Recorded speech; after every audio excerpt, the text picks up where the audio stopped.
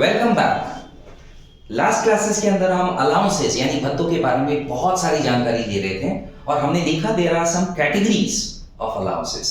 Specifically अगर हम बात करें तो हमने अलाउंसेस के अंदर देखा there are some expenses which is to be met out for personal reason is being reimbursed और better to say being provided by employer. जैसे हम बात करते हैं uniform allowance, transport allowance, children education, children hostel allowance, high altitude में जो working कर रहे हैं उनके लिए सेपरेट अलाउंस, ट्राइबल एरिया में जो वर्किंग कर रहे हैं उनके लिए सेपरेट अलाउंसेस। तो अब एक नया कैटेगरी और बहुत ही इंपॉर्टेंट कैटेगरी हम स्टार्ट करने जा रहे हैं, पार्टली टैक्सेबल अलाउंस और पार्टली एक्सेम्प्टेड अलाउंस। अगर हम पार्टली एक्सेम्प्टेड अलाउंस की बात करते हैं तो उसमें भी स्पेसिफिकली आज जो टॉपिक है house rent allowance, very important one for practical purposes also. There are many employees whether working in government or private sector, HRA जिनको मिलता है उनके लिए आज का वीडियो very important है, पता चले कितना exempted होगा उनका HRA। HRA house rent allowance which is exempted under section 1013A as well as with regards to the rule 2A of income tax rules 1962. Now the point is house rent allowance which is definitely different from housing facility, accommodation facility being provided to the employee from the employer. It is not that. It is the amount, a fixed amount which is being provided as a part of salary, including salary, basic salary provide किया जा रहा है रहने के लिए कि आप रह रहे हैं हमारे यहाँ पे, आपका रेंट जो आप पेमेंट कर रहे हैं उस पर्पस के लिए, उसके रीइंबर्समेंट के लिए या बेटर टू से उसकी प्रोविजनिंग के लिए हम आपको हाउस रेंट अलाउंस दे रहे हैं। अब हाउस रेंट अलाउंस रहने के लिए दे रहे हैं तो कुछ अमाउंट उसका एग्जेम्प्ट भी होना चाहिए। क्या अमाउंट एग्जेम्प्ट होगा देखते हैं one by one.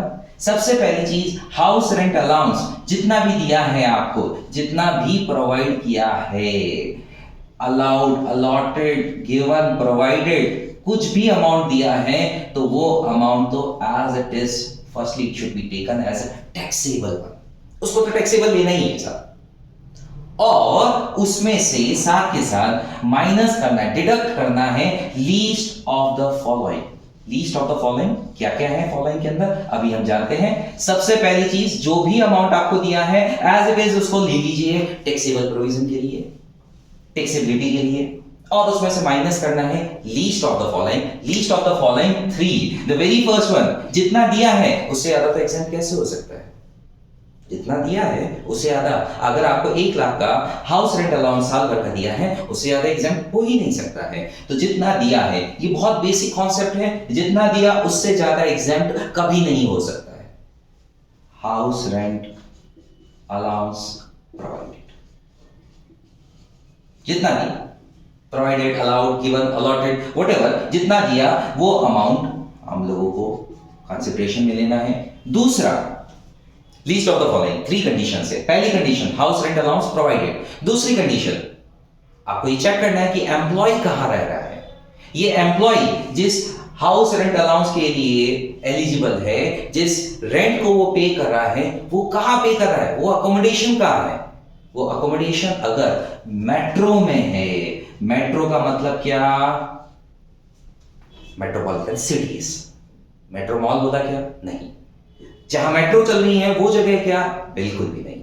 Metropolitan city यानी केवल 4 शहर, यानी हम बात कर रहे हैं मुंबई, दिल्ली, कोलकाता एंड चेन्नई की, केवल और केवल इन 4 शहरों में अगर वो रह रहा हो, जयपुर नहीं, बेंगलोर नहीं, इंदौर नहीं, अहमदाबाद नहीं, केवल और केवल इन 4 शहरों में अगर वो रह रहा है, कौन? एम्प्लॉय रह रहा है, एम्प्लॉयर नहीं, एम्प्लॉय रह रहा है और उसको हाउस रेंट प्रोवाइड किया जा रहा है और वो हाउस रेंट प्रोवाइड करने के लिए एचआरए ले रहा है, उठा रहा है, तो in that particular case 50% of salary,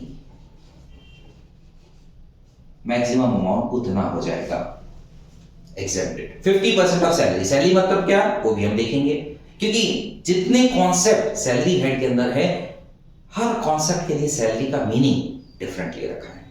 चलिए 50% ऑफ सैलरी एक बार के लिए मान के चलते हैं कि 50% ऑफ सैलरी जो है उतना मैक्सिमम अमाउंट एग्जेम्प्ट हो जाएगा। या फिर नॉन मेट्रो के केस में क्या होगा, यानी अगर कोई पर्सन टायर 2, टायर 3, टायर 1 इन शहरों में अदर देन मेट्रोज अगर रह रहा है तो 40% of salary.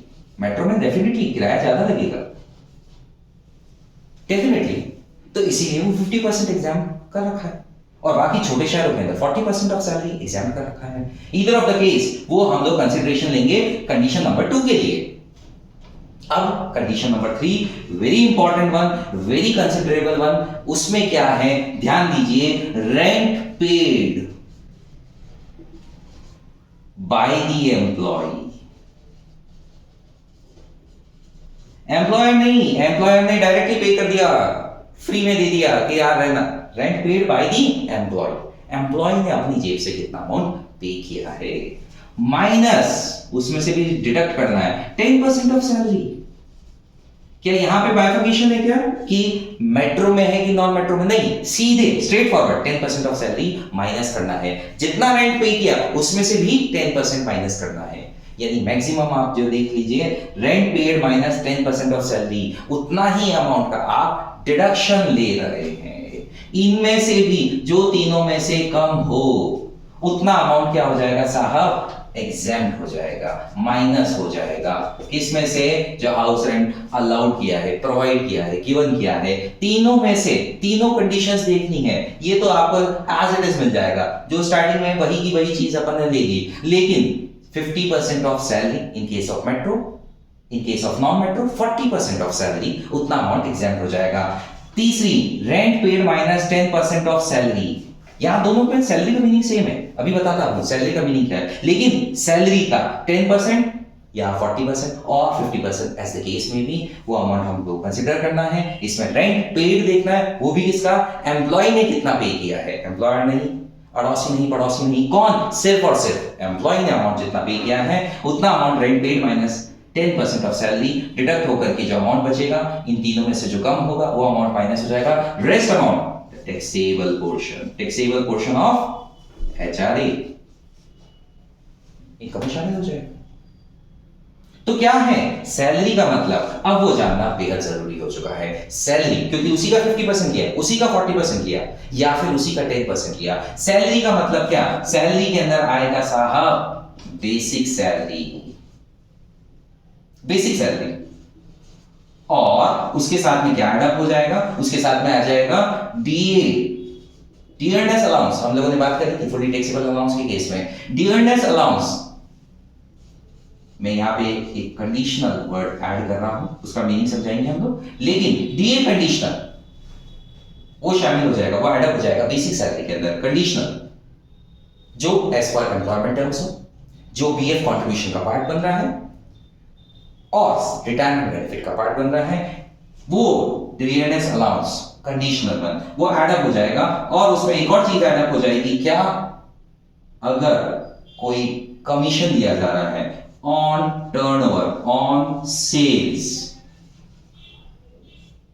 by percentage basis, fix नहीं, परसेंटेज बेसिस। परसेंटेज किसका, प्रॉफिट का नहीं, सेल्स का परसेंटेज, सेल्स का परसेंटेज वो अगर आपको दिया जा रहा है कमीशन बेसिस पे तो वो ऐड हो गया। डियरनेस अलाउंस जो कंडीशनल वे में, जो मैंने आपको कंडीशन बताई, 3 कंडीशन मैंने बताई आपको, मैंने कहा कि वो रिटायरमेंट बेनिफिट का पार्ट है, मैंने आपको कहा कि वो डीए रिटायरमेंट बेनिफिट के अलावा terms of condition, terms of service के अंदर मेंशन कर रखा है, और साथ के साथ पीएफ कंट्रीब्यूशन का पार्ट है, वो डीए कंडीशनल भी ऐड अप होगा। और बेसिक सैलरी, इन तीनों के अलावा क्या कुछ अलाउंस, क्या कोई पर्क्स, क्या कुछ अदर पेमेंट ऐड अप करना है, बिल्कुल नहीं, केवल ये तीनों चीजें ऐड अप होगी। और ये तीनों चीजें ऐड अप होने के बाद में जो सैलरी निकलेगी उसका 40%, उसका 10%, तो हम लोगों को कंसीडर करना है फॉर दिस पर्टिकुलर कैलकुलेशन।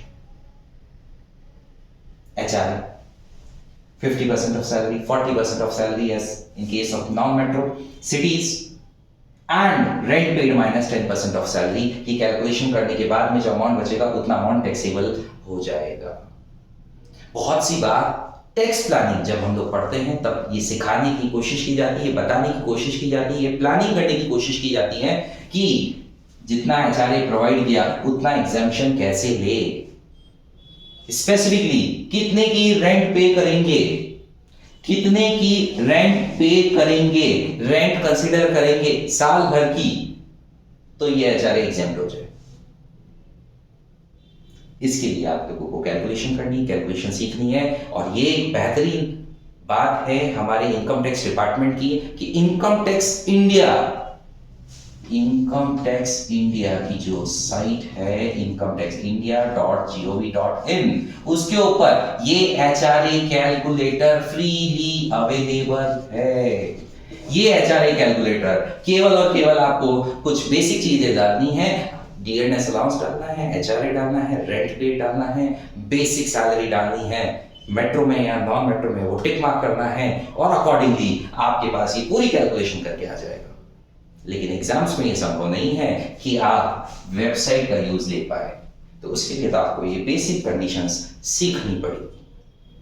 इसमें भी खास बात है, रेंट पेड क्या कह देने से बात हो जाएगी? बिल्कुल नहीं।